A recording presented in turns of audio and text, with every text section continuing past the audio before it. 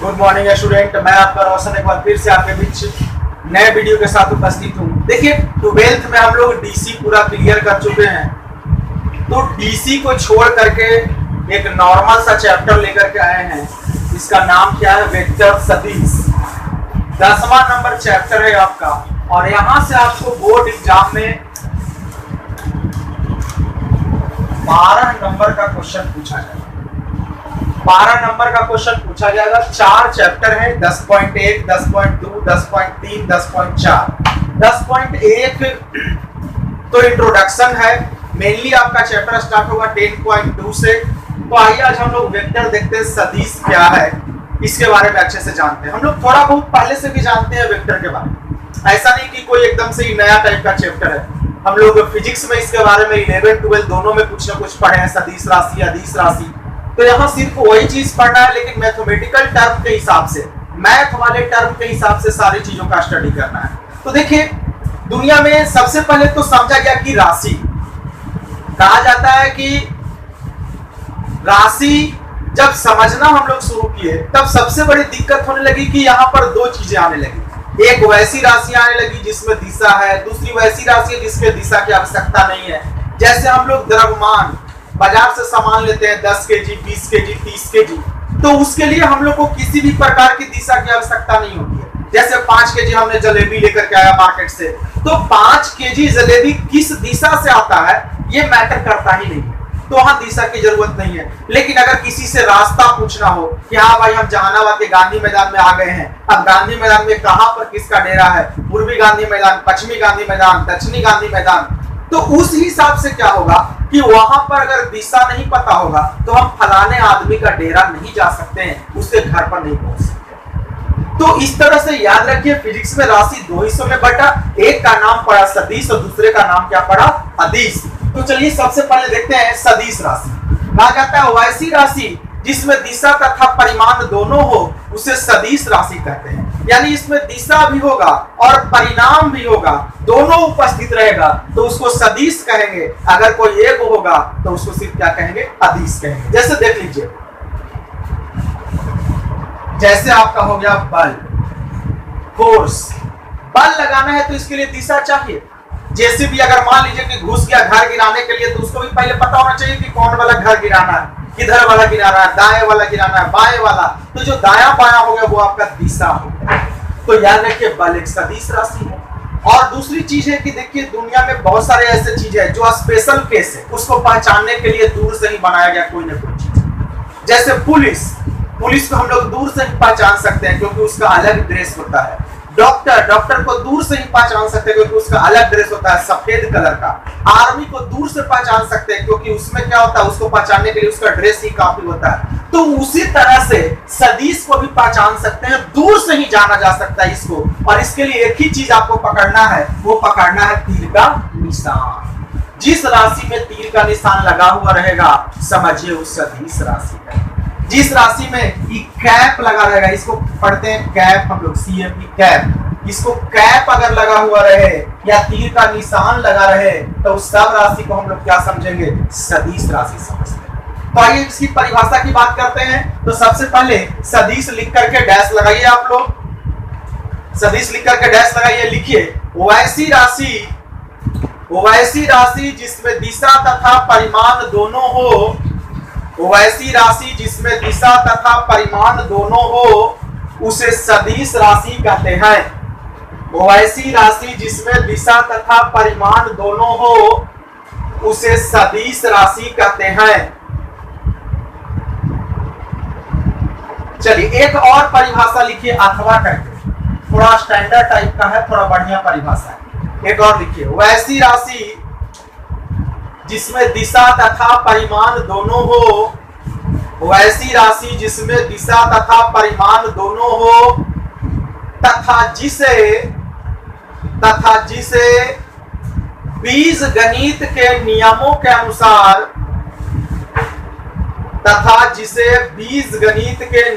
अनुसार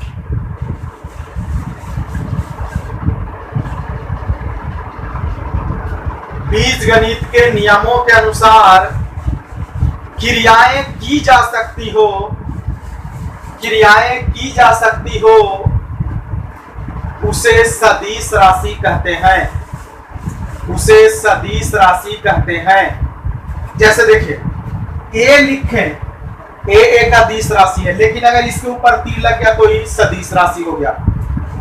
तो जैसे हम लिख लीजिए vector A, vector B, vector C सब सदिश राशि है। और लिख सकते हैं बल, विस्थापन, त्वरण, ईटीसी, ये सब सदिश राशि है। अब आपको फिजिक्स में कैसे मिलेगा तो याद रखिए, आपको मैथ में, गणित में किस तरह से सदिश मिलेगा उसको ध्यान दीजिएगा।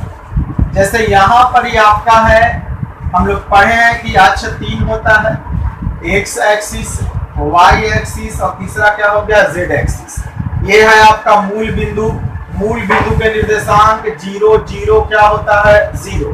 तो याद रखिए एक्स एक्सिस को वेक्टर के फॉर्म में हम लोग क्या डिनोट करते हैं आई कैप, वाई को क्या लिखते हैं हम लोग जे कैप और जेड को क्या लिखते हैं हम लोग के कैप।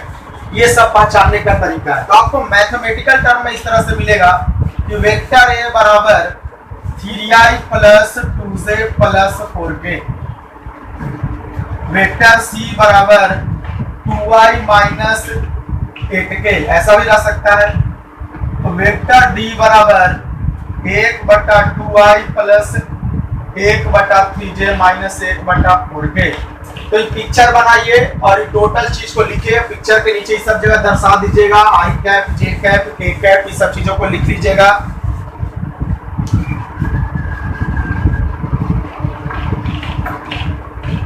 चलिए अब आगे लिखिए, पॉइंट्स बना करके लिखिएगा,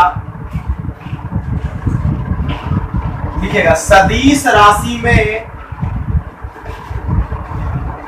सदिश राशि में पॉइंट यानी स्टार लगा करके आपको लिखना है। इस तरह से लिखिए, सदिश राशि में तीर का चिन्ह लगा हुआ रहता है, सदिश राशि में तीर का चिन्ह लगा हुआ रहता है। उसके नीचे पॉइंट बनाइए और लिखिए सदिश राशि में कैप, CAP कैप, कैप का चिन्ह, इसको ऐसे लिख लीजिएगा, हो सकता है। सदिश राशि में कैप का चिन्ह हो सकता है।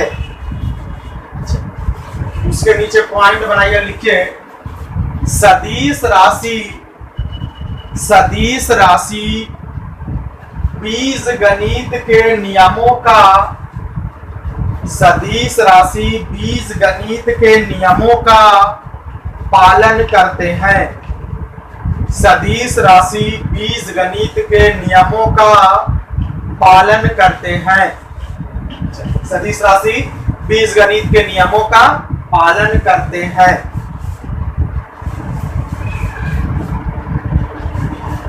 चलिए अब देखिए, लिख के डैश लगाइए, सदिशों का परिमाण, लिख के डैश, सदिशों का परिमाण लिख के डैश।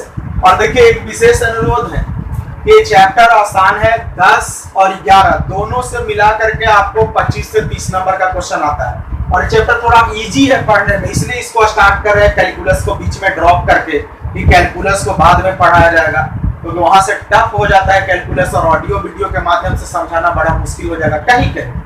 तो वेक्टर इजी चैप्टर है, जो बायो लिए हुए विद्यार्थी हैं वो भी इस पर विशेष ध्यान दीजिए, ये आपको जरूर समझ में आएगा। ये बहुत ही नॉर्मल सा चैप्टर है, बस खाली कंटिन्यू पढ़िए और मैथ सॉल्व कीजिए। सदिशों के परिमाण लिख के डैश लगाइए और लिखिए यदि, यदि कोई सदिश, कोई सदिश ए हो तो, कोई सदिश ए हो तो उसका परिमाण मॉड ए या मॉड ऊपर वेक्टर ए होता है। सबसे इंपॉर्टेंट चीज है, अब आप इसको ऐसे समझिए, मान लीजिए कि वेक्टर ए बराबर दे दिया xi plus yj plus z के, ये आपको दे दिया। तो इसका परिमाण क्या होगा, इसका मॉड क्या होगा, इसको मॉडुलस भी बोलते हैं। इसका मॉड होगा अंडर रूट एक्स स्क्वायर जोड़ वाई स्क्वायर जोड़ जेड स्क्वायर, ये मॉड होगा। अब इसको एक एग्जांपल के माध्यम से समझते हैं। जैसे सपोज दैट कोई इस तरह का क्वेश्चन दे दिया जाए,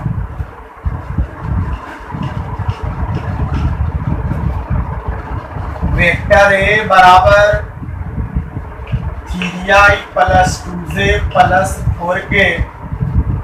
अब इसका अगर हम मॉड निकालें तो अंडर रूट क्या होता है, एक्स स्क्वायर जोड़ वाई स्क्वायर जोड़ जेड स्क्वायर। अब देखिए x के जगह पर कितना है 3, i के आगे जो रहेगा वो x हो गया, j के आगे वाला y हो गया, k के आगे वाला z हो गया। तो 3 का स्क्वायर जोड़ 2 का स्क्वायर जोड़ 4 का स्क्वायर, तो 3 तिहाई 9, 2 दूनी 4, 4 चौके 16, 16 4 20 9 कितना हो गया 29। यहाँ पर क्या लिख देंगे इकाई, इकाई की जरूरत नहीं, सॉरी, बस यही आपका क्या हो गया आंसर। अब इसी में पैटर्न देखिए, ये तो एक टाइप का एग्जांपल है, क्वेश्चन अलग अलग हो जाएगा तो थोड़ा ध्यान से बनाइएगा। मॉड जब तक आपको निकालने नहीं आएगा आप वेक्टर में आगे नहीं बढ़ सकते, बड़ा इजी चीज है, लेकिन आदमी अटकता है कभी कभी। जैसे मान लीजिए कि कोई एग्जांपल 1 था, अगर आपको एग्जांपल 2 इस टाइप का दे दे, वेक्टर ए बराबर, चलिए इस बार बी कर देते हैं, वेक्टर बी बराबर 1/3i 1/4j 1/4k ऐसे रहेगा। अब इसका मॉड निकालना है तो मॉड बी बराबर अंडर रूट एक्स स्क्वायर जोड़ वाई स्क्वायर जोड़ जेड स्क्वायर। एक्स के जगह पर 1/3 के स्क्वायर, 1/4 के स्क्वायर, 1/4 के स्क्वायर। अब हो गया 1/9, 1/16, 1/16।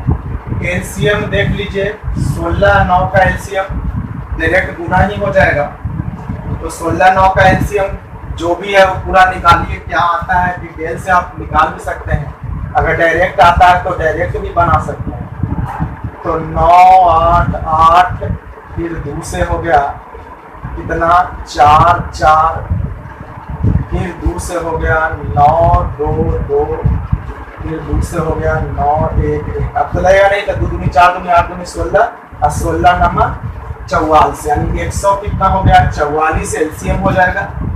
9 से 144 16 बार में, 9 बार में 9 बार। तो क्या आया मॉड बी बराबर अंडर रूट, जोड़ेंगे 16 9 25, अब 25 9 कितना हो गया 34 बटा 144। ऊपर का तो कुछ होगा नहीं, तो वैसे ही 144 का 12 ही आपका आंसर। तो ये हमारा मॉड भी निकल गया। तो इस तरह से हम लोग मॉड देखेंगे, ऐसा नहीं कि सब एक ही टाइप से होगा, क्वेश्चन बदलेगा तो थोड़ा बहुत कैलकुलेशन घट भी सकता है और बढ़ भी सकता है। चलिए एक एग्जांपल और मैं आपको समझा रहा हूँ। अगर रह जाए इस बार वेक्टर सी बराबर 2i minus 3j plus k, तो मॉड सी क्या होगा इसका अंडर रूट एक्स स्क्वायर जोड़ वाई स्क्वायर जोड़ जेड स्क्वायर। एक्स के जगह पर 2 का स्क्वायर, वाई के जगह पर -3 का स्क्वायर, जेड के जगह पर 1 का स्क्वायर। 2 दूनी 4, 3 तिहाई 9, 1 1 9 4 13, 1 कितना 14 ही आपका आंसर। तो इस तरह से हम लोग मॉड को आराम से फाइंड कर लेंगे। अब मॉड अगर आपको निकालने आ गया, परिमाण निकालने आ गया, तो समझिए कि वेक्टर आपके लिए आधा आसान। तो अब देखिए कुछ क्वेश्चन दे रहे हैं, इसको बढ़िया से आप लोग घरे सॉल्व कीजिए पहले, तब नेक्स्ट वीडियो में टाइप्स ऑफ वेक्टर और एकांक सदिश ये सब चीजों के बारे में बताएंगे। तो लिखिएगा वेक्टर ए बराबर 3i plus 4j plus 7k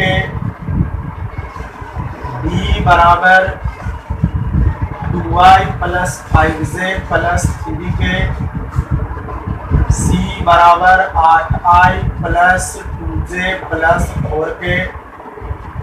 चौथा क्वेश्चन,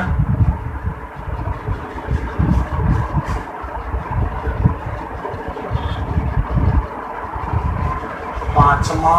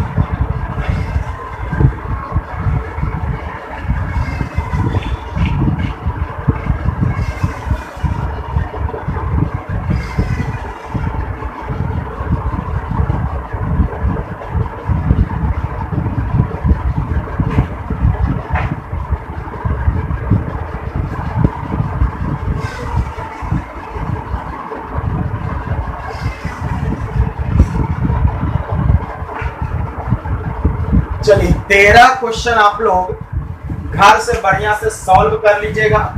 तब इसके बाद नेक्स्ट डे हम आगे बढ़ेंगे धीरे धीरे कॉन्सेप्ट का क्वेश्चन लेकर के। घबराना नहीं है, आराम से सीखते चलना है। चलिए कल मुलाकात होती है।